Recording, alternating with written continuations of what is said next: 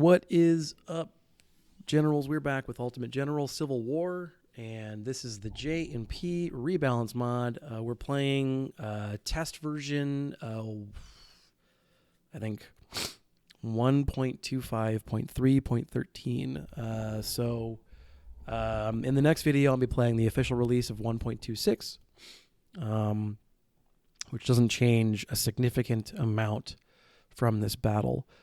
Or from this playthrough. So we're heading into the skirmish battle at Everettsville. This is a very rough engagement. And the issue here from a tactical question perspective is you have a map that's covered almost entirely in trees. You have the Union dug in trenches on the top of a hill. And you have to catch this crossroads, or control this crossroads. Right behind one of their emplacements is Recon Eye. Now, we have one of our own that we can move to, but it takes a while to get there. One of the hallmarks of the new release of the Rebalance is a group charging function. So in the original game, individual units would charge kind of on their own. And now I think the way that it works is the logic is that if a unit sees another unit charging, there's an increased chance they'll join, which it's definitely required me to sort of reevaluate how I play the game. It's a really cool change. It's made the game harder, but I think it's a good change. So the broad strokes of what our plan here, there was some experimentation on my part, and the guys were on stream to watch a lot of this go down, is school of thought back in the day was the Union has this long position basically in the top left of the map, and you have to take it. So first thought is basically you can wrap to the extreme south, and on the bottom left of the map, you can wrap up here where most of my troops are currently moving, or you can kind of have a frontal assault. Now, frontal assault is almost always a bad idea, and in this map, it definitely is also a bad idea. I had tried banging my head against the wrap to the south approach, and that got me about 8,000 casualties, so that's not a great time. I'd tried banging my head against the wrap to the north strategy, and the issue there is that everybody and their cousin comes over to say hey, and you have a very small window in which to fight. So that was also a no-go. Some experimentation suggested that some amount of firepower kind of in an oblique position would be useful in defending the people who are going to do a lot of the original pushing. And after iterative attempts, that fire base got larger and larger and larger. In this battle, I was frustrated enough. I ended up bringing both of my sniper units. That's usually a solid indicator of frustration. So let's take a look at the forces here. So we're using 2 corps, but Fiasco has come in to replace Lee as the corps commander for this particular operation. And I've brought all of the infantry from I Corps, who had been generated exclusively for the purposes of fighting in the middle of Fredericksburg. They have come down to replace all of the 2-star infantry in 2 Corps, because this is a battle that I expected would involve a lot of losses, and I didn't want to risk 2-star units in a battle that had previously always taken me several thousand casualties. We have some of the 1-star units that are native to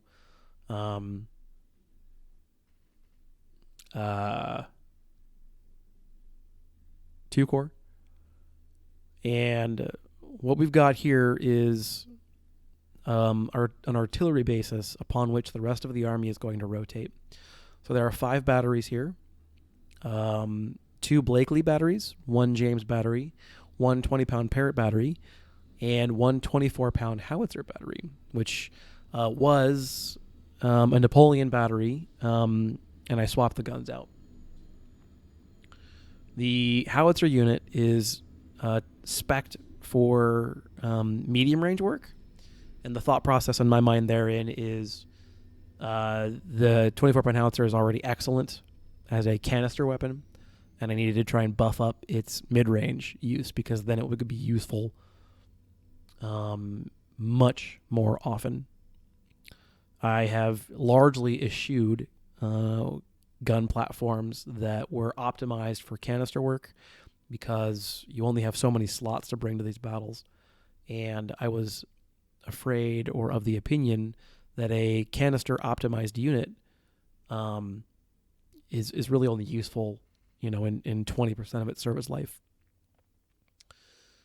So what I'm trying to do here is I'm trying to give the AI a reason to attack my fire base in the middle instead of trying to cross that thin road and occupying that block of woods to the north where 6th North Carolina, 27th Georgia, and 8th Grenadiers, I believe it's 8th, I'm not actually sure.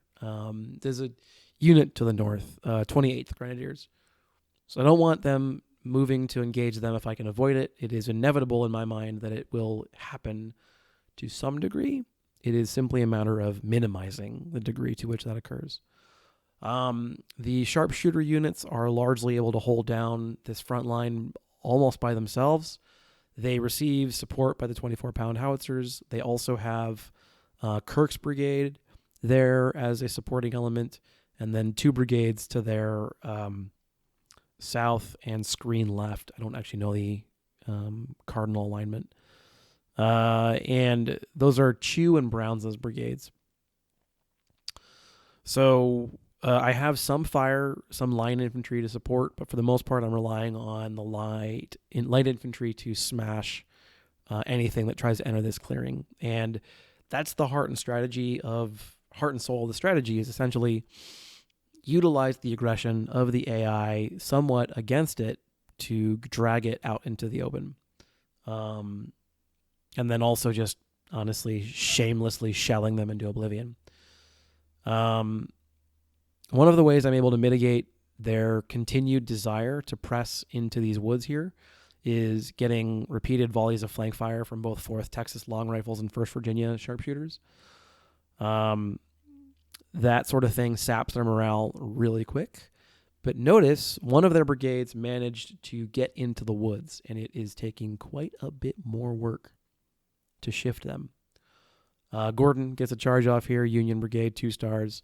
Archer is clearly ill-equipped to handle it by himself, so I have to charge in 2 more brigades to try and kind of wear him down in just sheer numbers. And this is, of course, a result of my bringing only 1-star units to this battle. But I'm going to need all the 2-star units I can muster for Stones River, so I just really don't want to risk taking losses I'm not going to be able to replace in this battle. Now, I know I'm doing fine for money, and I'm doing fine for manpower, but Stones River is, in Johnny's words, the mid-game Shiloh, and Shiloh is rough, right? If you guys watch my video, admittedly, Shiloh I played at Legendary. We're now at Major General, but in Shiloh I was turned up. I was worked up over that whole thing. So Stones River, I've already finished this battle. Taking a look at the map, we are outnumbered 2-1, which is nominally an okay thing. But we're bringing a little over 60,000 Confederate infantry, and we're facing off against 120 some odd thousand Union. Also double the guns, so that should be all kinds of fun. It's just a rough time, guys. It's a rough time. But we'll see. Should be fun. The battle itself is it's interesting. It's interesting because we have to attack this position that seems unattackable. You can see Lewis here. He's a brigade, 2 stars in entrenchments at the top of a hill, and that's their entire line is like this. The only place that you can attack over relatively equal ground is in the south, where you're attacking a trench line that's in the forest, and the only saving grace is that you're also in the forest when you do this. So it's just straight up not a good time. So the strategy is essentially bait the attackers to come out as often as possible, wear them down,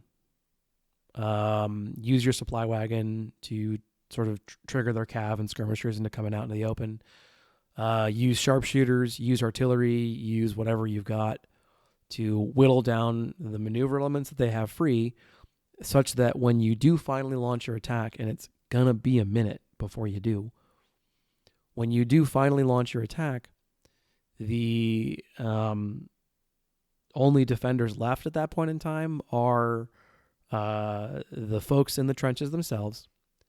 And then there's a handful of floater type units that won't actually come out and attack you. So there's free agent units that will attack you, but there's also some that won't leave their position. They're playing kind of a zone defense. They'll stay where they're at.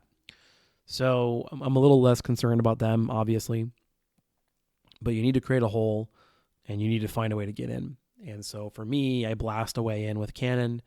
And then once I have that toehold, you can think about, glorious charges and whatever against fixed positions.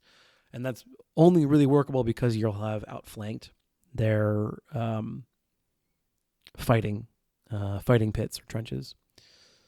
So Whiting here almost gets a charge off. He does, but it ends up going poorly for him because flank fire, massed artillery, etc., etc. As you can see as well, we've just had to sort of rely on grinding down Revere, the first version of Revere's brigade anyway. So it's been a long, laborious, painful process, but he's been hard to shift, and I guess I could have put all of the artillery on him, but I have, for the counter battery, I have a very specific counter battery mission for them, and that is because behind Revere Mark II, you can sort of see it on the left of the screen right now, behind Revere Mark II is a recon point. And so from that position, which they're just natively given in this battle, the Union has line of sight to nearly my entire command. Cannon, in that instance, then, are brutal because they're going to have pick of the litter as far as their targets are concerned. And one of the few places they don't is where most of my cannon is currently positioned in this sort of fire base at the base of the river. So that's more or less how the battle's going to play out for a bit. I'll talk about out-of-game stuff for a little while, and then when anything exciting happens on the screen, we'll jump back in. Sorry for the delay. I know episodes usually come out on Wednesdays, and I didn't release anything last week. I was quite sick, and not to the point of not being able to speak or act or whatever. I went into work, but I work remote most of the time anyway, so that's not really a major deal breaker. But the issue was that whatever I was fighting off last week was I would cough a lot. I was blowing my nose every couple of minutes, and I don't think it would have been good for recording the audio, especially if I had to pause it all the damn time. It would take me 3 times as long or more to record an episode if I'm stopping to blow my nose, and the audio becomes quite disjointed at that point in time. You don't want to hear me sneezing. It was kind of just a big mess. So that being the case, I took the week to focus on just getting stuff done for work. I had also started classes on the next semester at that point in time. So best in my mind to let that be the focus of that week. Otherwise, though, work and school are going great. Life outside of, school and work and YouTube and stuff is going well. And now that I've fought off the cold or whatever I'm wrestling with, I cannot wait to record Stones River. I genuinely don't know what to expect.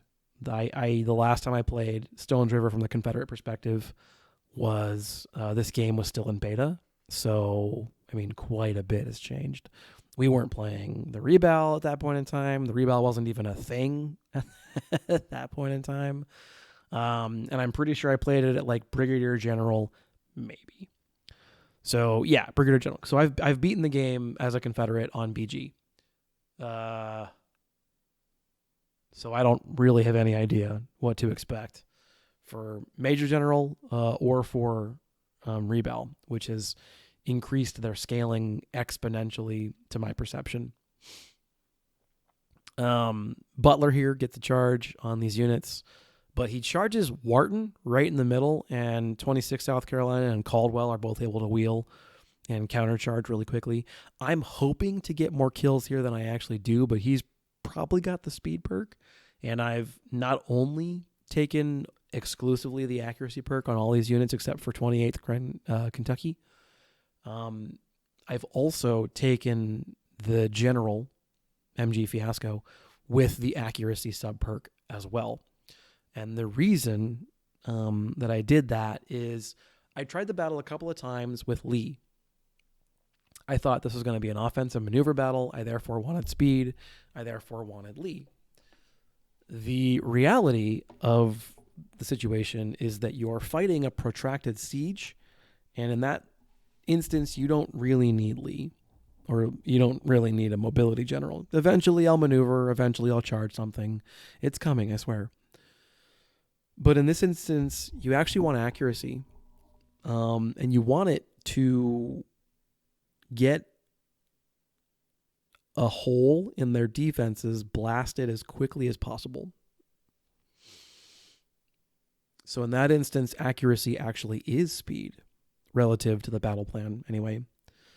So I swapped in MG Fiasco. What I didn't want to do, however, because at that point in time I was on my third or fourth try at this battle, and I'd already kind of gotten a core designed that I liked. The right unit mix, the right kind of units. I didn't want to go through the whole rigmarole of moving everything down a third core and whatever.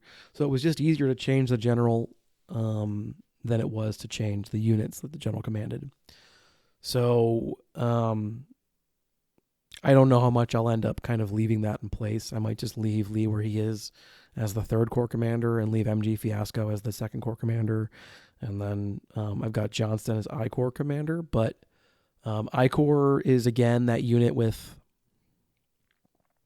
an abnormally small command radius. So I actually put a pip at the end of this battle into Army Org.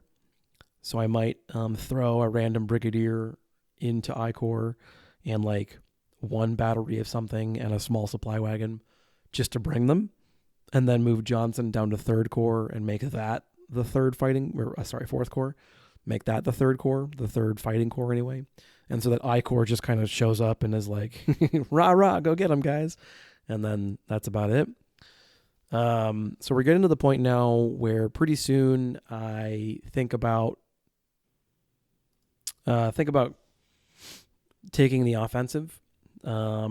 We have worn down all their defending units or aggressive units, and I'm shelling their so there's the finish prompt. I'm shelling their trenches, and then this unit breaks and runs away. It almost immediately recovers and tries to reoccupy, but I know at this point we've got them. Is at that wavering kind of point where if I throw enough men at it, I'll have a hole. I'll continue to shell it with artillery. I'll continue to shoot with snipers, and eventually we'll have the opportunity to get in there. This is essentially my plan for the battle, is you need to blast a hole. I don't care where you blast it. Blast a hole in their defenses, occupy them, and use that to establish kind of a foothold. And so now things start moving really quick. So this battle has been very passive up until now. And now all of a sudden there needs to be a great deal of kinetic energy in my army. And they fight hard to kick me out of this. So, it's really cool. They've got a flank. They've got another trench unit that I had forgotten about. to the sort of screen north of my position. And I kind of have to just keep on cycling dudes in and out of the trenches. Like, the trenches are too good to ignore. They're too good to not use. So I have to kind of just keep cycling in there. I'm also trying to like rapidly redeploy my artillery, get it into a position where it can fire on the other unit down there guarding the recon point. I need to get MG Fiasco up here to provide his morale rebuff, regeneration buff, and advance with 24-pound howitzers up there, because we are now at knife fight range. And a 24-pound howitzer is an absolute monster in that range. These units, 26th, Chew, and Archer, they advance on the fort or the trench here. The only reason I feel confident in being able to charge that trench is A, I've got 3 units. B, I'm tying down all of his supporting units, so there's nothing else that's able to protect him, and we're going to get our charge off relatively unopposed. There's also some flank fire coming in from either the breastwork or from Bruin. But the salient point is I've got 3 brigades on 1, and we outnumber them pretty substantially. So we take some fire on the way in. That part's not ideal, but pretty quickly, we're able to take the second trench position. So now we have 2, and now things are starting to look really good for the Confederacy on this map. So Revere falls back. Lewis is starting to get worn down to the point where he's just kind of not having a great time. And at this point, the battlefield position looks really good for me. I'm still worried about Erasmus up there in the north, because he's hitting really hard and he's got good access to a lot of flanks of various units. But eventually we kick him out. I throw another unit in there, and we've now completely taken over this one position in the line. This is why I was so passive up until now, is I needed to get an opening. Now that I've got it, now we're set. So they're going to keep trying to push me out of the foothold, but I've managed to claw that toehold into a proper foothold at this point in time, and now there's very little chance they're going to meaningfully be able to sort of eject me from that portion of the map, especially because we spent so much of the earlier portion of this map reducing as much as possible their defenders. Now we get this huge stroke of luck that I can't really begin to even understand where it came from, but Buford leaves his trench. I don't know why. Aside from, I suppose, the desire to attack me more directly. But nothing else occupies Buford's trench.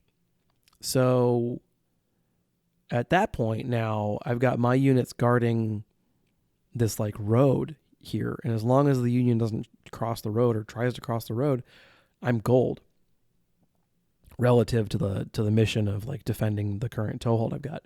Notice that at this point, the crossroads is still in Union control, or the junction, whatever.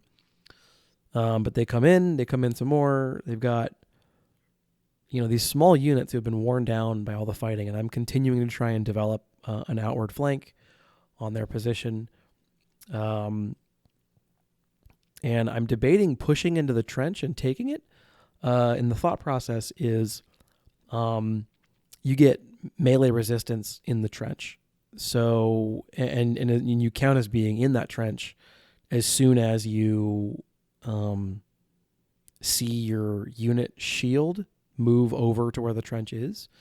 So, because I've seen some wonky stuff where units, finger quotes here, occupy trenches far earlier than they really have any good reason to do, I'm thinking at this point, like, I want to get a brigade in those trenches and then support it with flank fire and everything else. And I think that we'll be able to develop our position around these crossroads pretty quickly. And then at that point in time, especially with proper artillery support, it'll be very hard to shift us. Even if we're fighting in the woods, even if, we're shooting at units that are approaching undercover. Hopefully, at this point, we've weakened their numbers significantly enough that there's a limited ability to actually press that attack. And I'm helped in the moment by the fact that this battery and this brigade to the very bottom of the screen right now just kind of passively watch as I murder like 4,000 of their friends and take their trenches and the objective that we're ostensibly here defending. So Race moves in and takes this trench work. It only works because of the melee resistance value associated with having that trench work, but then also the fact that 28th Kentucky, 27th Georgia, 6th North Carolina, et cetera, are providing significant flank fire, and then Caldwell and Wharton are right behind Race. So it only works because of those factors, but when it works, holy moly, does it work. At this point, I don't see any way that the Union can kick us out, even with mass charges. Because these entrenchments have pretty good melee defense. They have decent firearm resistance as well.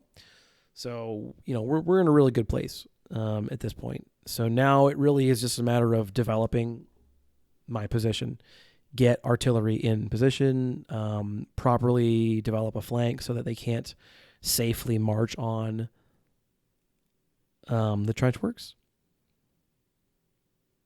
And obviously, we have to sort of fight off any attackers, clearly.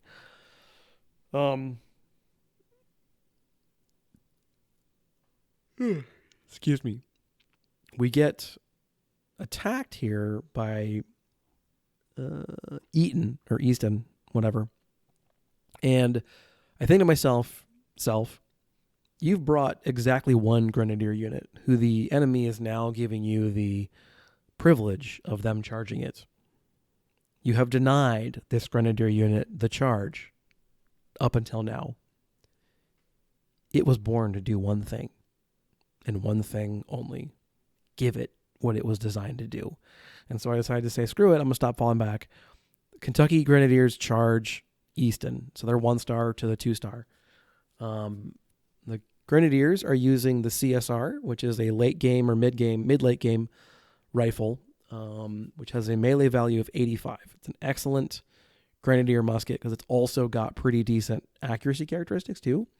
And I believe this is one that the Confederacy manufactures. So depending on how many of these I end up getting, I'll probably utilize this as a service rifle. So we're going to capture a lot of 1861s off the Union, obviously, so I'll use those too. But between that and the CSR, I'm pretty excited about what's coming up. So you see these two skirmisher units, my two long rifle units. I wasn't expecting the AI to have more troops just sitting in the south waiting to, be activated. So I stumble into, I forget what it was, like a skirmisher unit and a brigade or something. I stumble into that, and I'm lucky that I lose only 30 of them in the process. But that could have been real bad. Real not good. Yeah, I don't know. At this point, they keep kind of trying to attack Race, and it's cav and it's infantry and all this kind of stuff. But I've got them kind of flanked, and I'm getting my artillery now kind of in position. And artillery has this great sort of kind of a morale debuff on units, which will lower their willingness to charge. So at this point, with all the flanking, the fact that I've got skirmishers bracketing their artillery unit, I'm feeling very good about things in the battle. And I mean, they keep on attacking kind of dumbly. Eventually units just rout, and that's pretty much the rest of the battle. I do pick up a supply wagon, but I don't think I get the second one. I don't remember.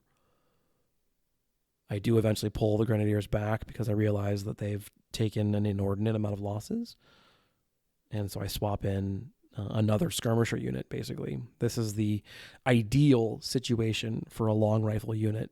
The AI is attacking in a different direction. We have flank fire. This is the kind of thing that long rifles are optimized for, in my mind, because there is, I think, some sort of morale effect from the rate at which you take losses as well. And the snipers typically fire, excuse me. I haven't fully fought this off yet, but it's been too long since I've recorded. The snipers, I perceive them as firing their volley like in a fairly short manner, and it's like sharp. It all just like that, hits it at once. So yeah, fairly soon here, I'm going to advance the time to 400 times because there's not any more excitement to be had. And this is Everettsville. It's not a great battle. It is cooler than I gave it credit for. So I was dreading this fight. I was not having fun, not looking forward to it. But while everything up until when I charged the trench works was not mega exciting, everything after that was really cool. And it was only really cool because I spent all that time setting up the charge and setting up the attack. So this is a great battle that really kind of illustrates a lot of the challenges you're going to face as a Confederate commander going forward, and a Union commander, frankly. There are a number of battles coming up where all you do is attack on a dug-in foe in trenches or in a castle or, uphill, all this kind of stuff, defensive terrain through the roof. I think part of that is that while the game was still in beta, Fredericksburg was the last battle they wrote, and the balancing there has always been kind of weird. And so after Fredericksburg, the game had been released and they had player data. And so that when they introduced more battles after that, and they did actively develop and support the game for 11 additional releases on top of the base game. So they added more battles and everything else. And I think that the game, they realized that some things were a little too easy, some things were a little too hard. Some of the later game battles are very hard, but I think they're also, especially in the vanilla game, pretty well balanced. As much as I think that attacking Richmond would likely not happen, because you would have surrendered by that point in time. I mean, they did in real life. It's come on, get the wagon. It's still a fun battle in the vanilla game, and I'm sure in the rebalance it's crazy too. I have not played the Battle of Washington for ages, and I'm talking about like I think before even 1.11. Or whatever the final release candidate was. So this is it. This is the battle. Eventually I realized I don't want to chase anybody down, and I click on finish and we're done. 3,500 is far better than all of my trial runs in terms of casualties. We promote a bunch of officers, which is great. Look at all those generals. It's awesome. And we also capture, 2,000, something like that. 1861s, which is a great time. Artillery we capture is not wonderful, so that's, I think, partially why I was okay as far as the artillery casualty perspective was concerned. But yeah, pretty good kill loss ratio. Yeah, so 2,400 61s either captured or recovered from my casualties, which is pretty good. And then just a bunch of stuff we pick up from our own dead, basically. And some supply wagon stuff. We're going to head back to the camp here in a second. I forget where I put the perk. Econ, I think. Yeah, 2 units picked up their second star. Awesome. I debate where I want to put this for a while. You're going to see me mouse over all of the what these perks do now, because they've changed. Unfortunately, the game has released a new update. 1.26 has gone live earlier tonight when I'm recording this. So it's probable that none of those values will change, but it's also possible they will. So, yeah, I'm just going to cut it instead of trying to get into it, but I'm pretty sure I put a perk into econ and we'll go from there. So that was the Battle of Everettsville. Essentially, long story short, bring counter battery, bring sufficient spotting or have perks and recon, or ideally both, and take your time. This is a patience fight. This is a fight that involves a lot of slowness and patience. I will do a camp screen where we go over some of the changes from a campaign perspective before Stones River, and then I'll do Stones River sometime this week, and off we go. That being the case, however, I'm going to wrap this up, and I will see you cats in the next one. This is Fiasco saying have a wonderful week, and I'll see you next time. Fiasco out.